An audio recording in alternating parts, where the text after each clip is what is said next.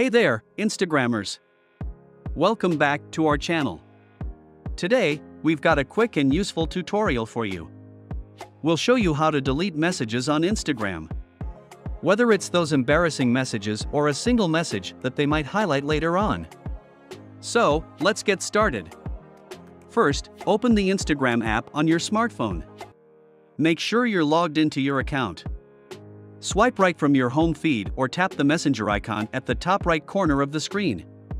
This will take you to your Instagram direct messages. Here, you'll see all your ongoing conversations.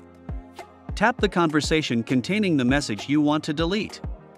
Now, tap and hold the specific message you want to delete. A menu will appear at the bottom with various options. Tap Unsend. And poof! Your message will disappear. And that's it. The message is now deleted, and it's like it was never there. So, whether you're clearing up your chat history or quickly removing a message you wish you hadn't sent, Instagram makes it easy to delete messages. Don't forget to hit that like button and subscribe to our channel for more useful tutorials.